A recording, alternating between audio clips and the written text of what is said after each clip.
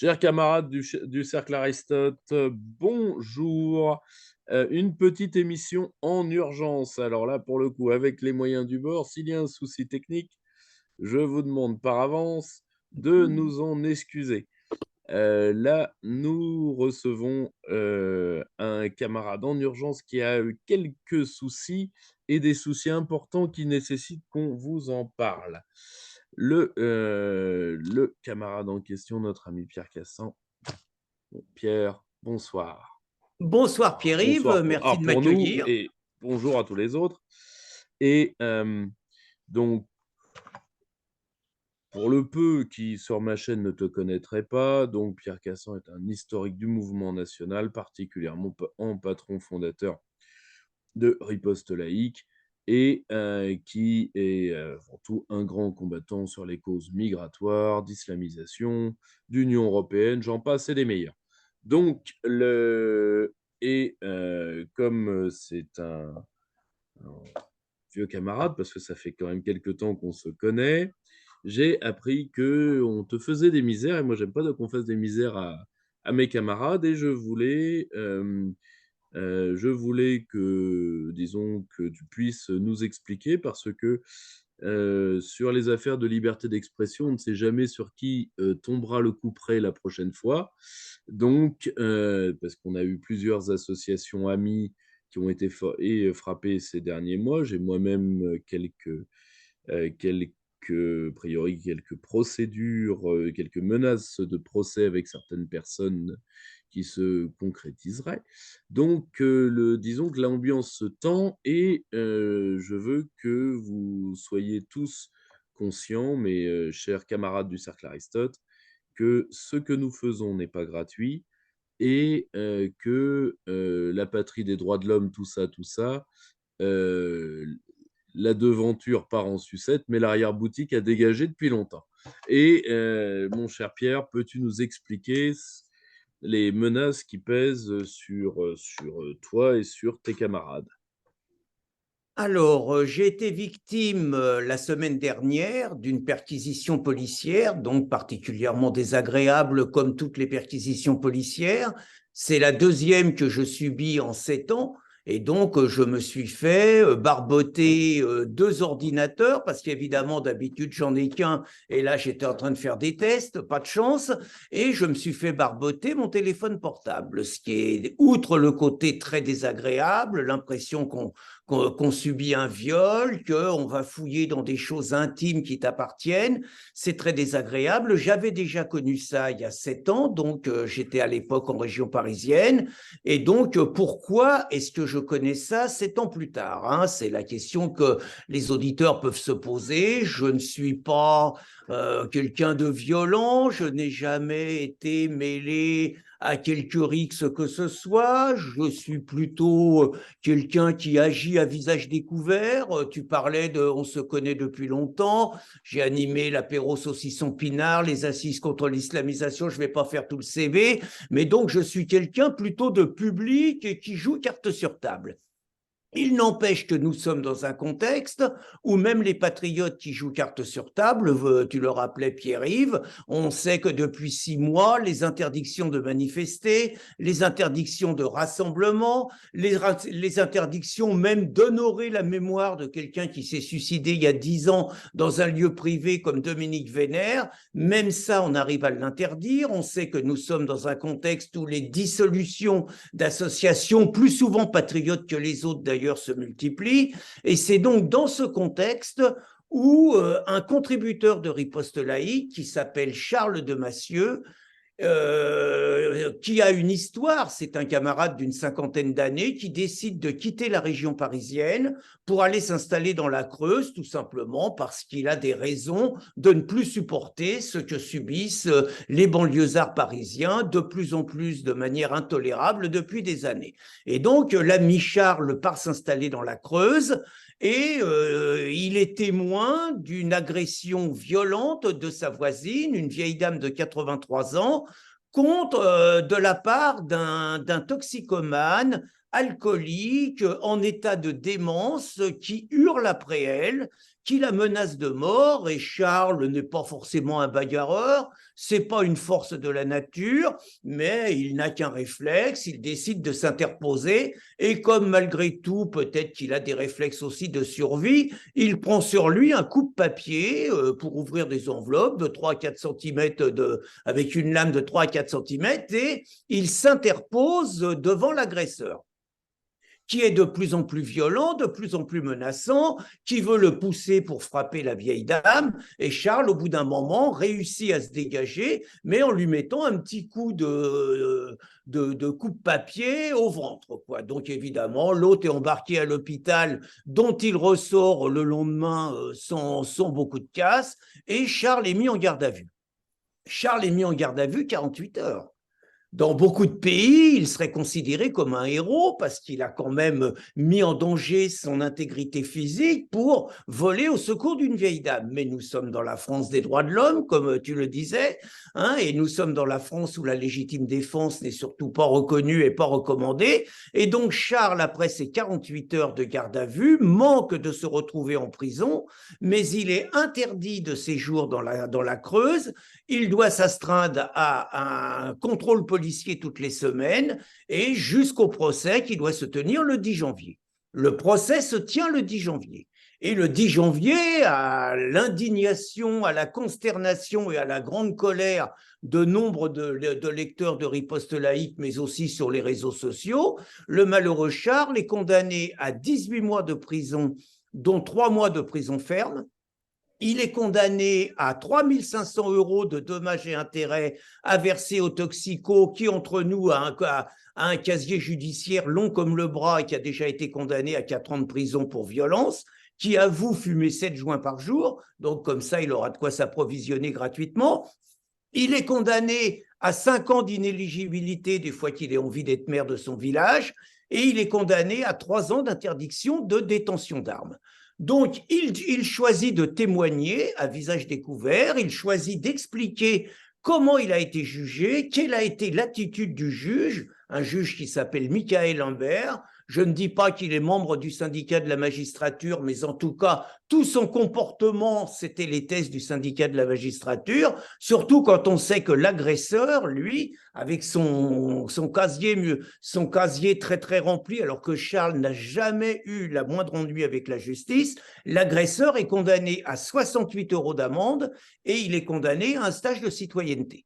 Donc, naturellement, les lecteurs sur les réseaux sociaux, ça hurle, les gens gueulent après le juge, les gens disent qu'est-ce que c'est que ça, il n'y a plus de justice, c'est toujours la même chose, c'est les agresseurs qui sont innocentés et c'est le procès des victimes. Bon, ça gueule, et il y a un site qui s'appelle Réseau Libre qui décide, qui va beaucoup plus fort que les autres et qui dit qu'il faut buter le juge. Ce qui n'est naturellement pas les propos de Charles. Charles est interrogé par André Berkoff, puisqu'il est invité. André a été intéressé par la mésaventure de Charles, et André a demandé à Charles ce qu'il pensait des menaces de mort émises contre le juge, et Charles s'est complètement démarqué de ça. Il n'empêche que le jour de son départ définitif de région parisienne, Charles subit à nouveau une garde à vue de 36 heures. Les policiers l'embarquent, ils viennent à 7 chez lui, c'est très agréable. Sa voiture est pleine, il doit rendre les clés et il se fait embarquer en garde à vue, soi-disant pour menace de mort contre magistrat.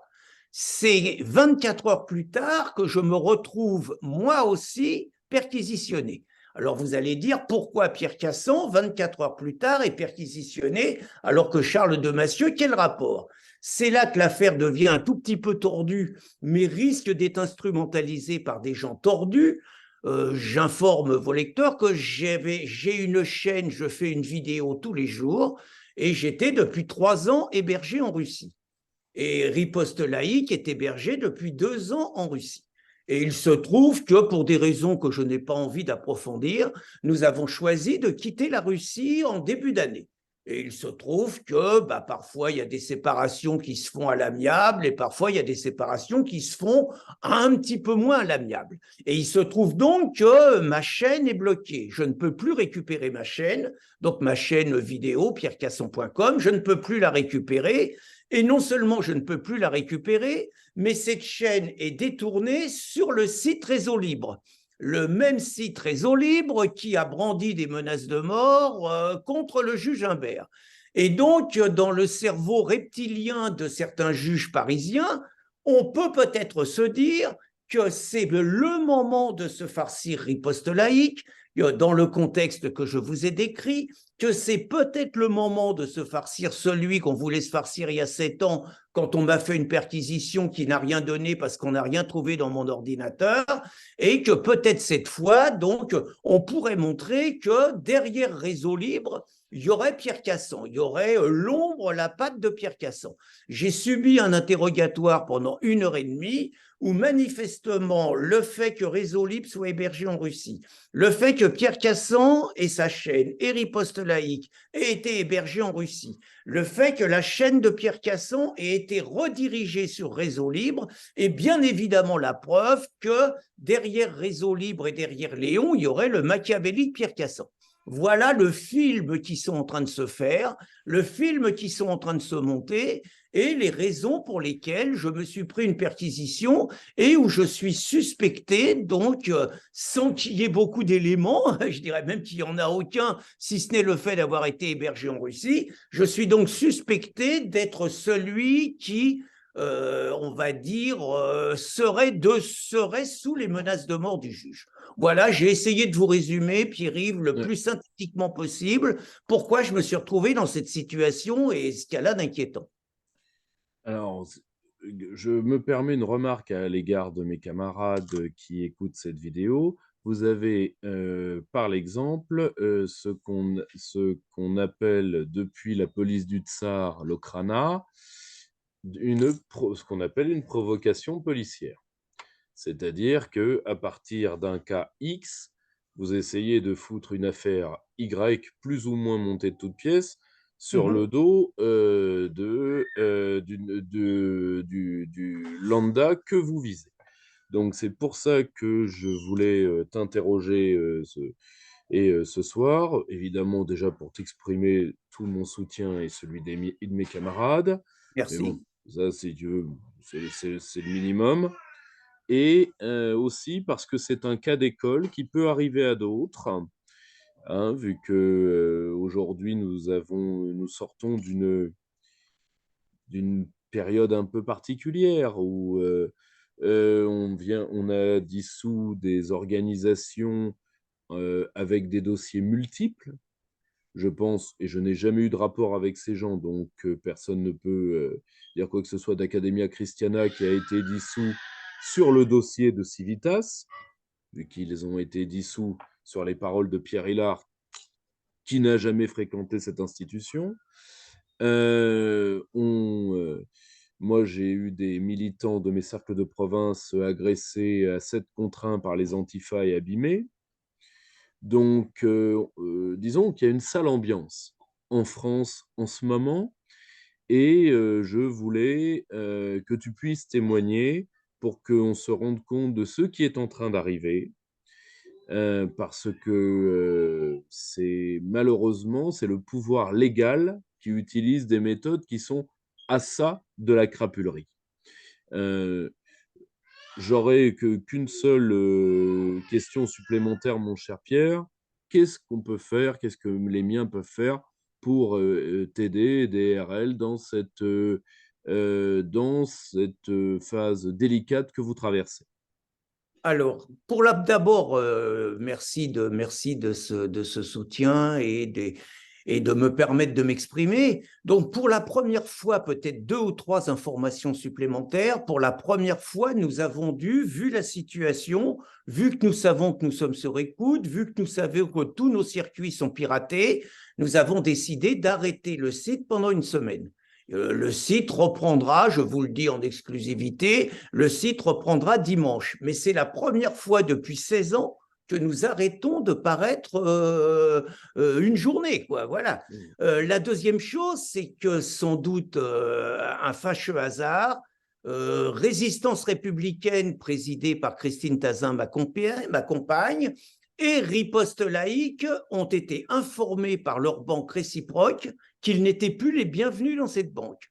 Nous ne prétendons pas être les seuls à qui ça arrive. Nous savons que c'est arrivé aux jeunes filles de Némésis, qui mènent par ailleurs un combat exemplaire, que c'est arrivé à d'autres sites patriotes. Je crois qu'il y a une enquête intéressante ce mois-ci dans Éléments, je crois, sur tous les sites patriotes qui ont été frappés par les banques. Mais donc, il nous arrive ça également.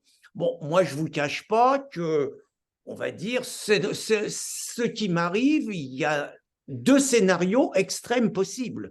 Hein, et après, je répondrai à la question, qu'est-ce qu'on peut faire? Mais il y a deux scénarios extrêmes possibles. Le premier scénario, c'est que, bon, ils se rendent compte du ridicule de la situation.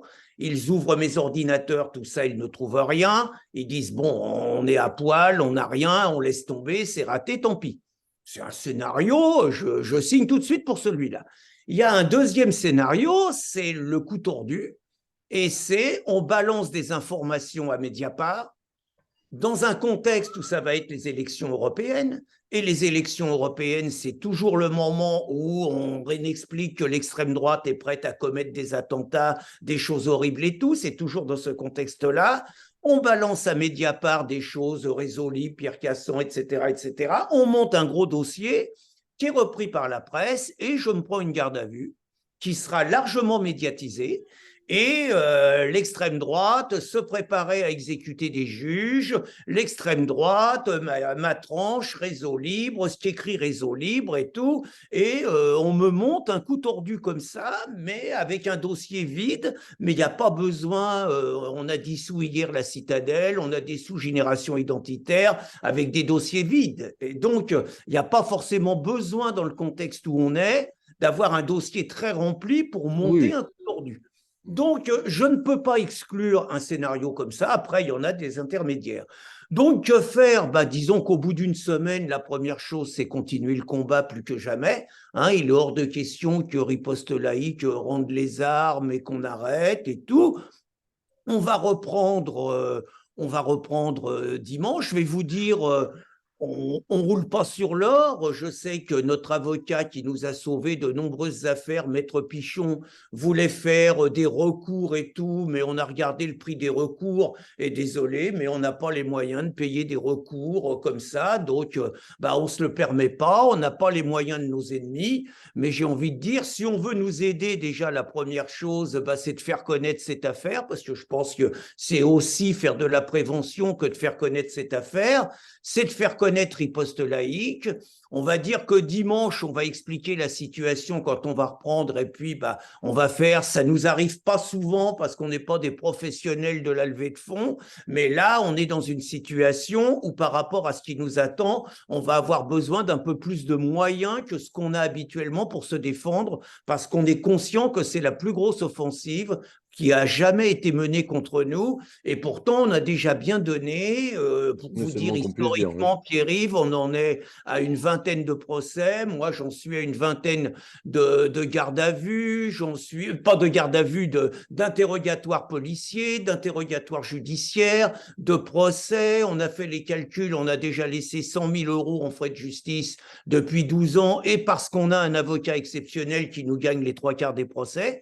Sinon, on serait déjà mort. Donc, c'est clair qu'il faut qu'on ait les moyens matériels d'assumer une défense, une contre-attaque, et de pouvoir répondre si il nous arrive le coup tordu qu'on redoute. C'est tout ce qu'on peut dire.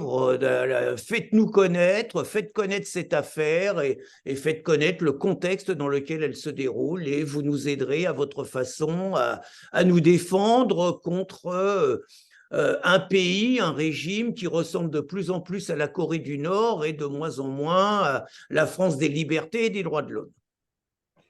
Je te remercie beaucoup, Pierre. Je te renouvelle les vœux de soutien de mes camarades ainsi que les miens. Si il y a quoi que ce soit, vous n'hésitez pas, toi, Christine, et les camarades de RL et de Résistance républicaine, à faire appel à nous pour, disons, on a peu de moyens, nous aussi, mais on n'a jamais laissé tomber les camarades pour autant. Donc, et j'espère que ce type d'histoire servira particulièrement à la jeune génération qui, je le sais, m'écoute un peu.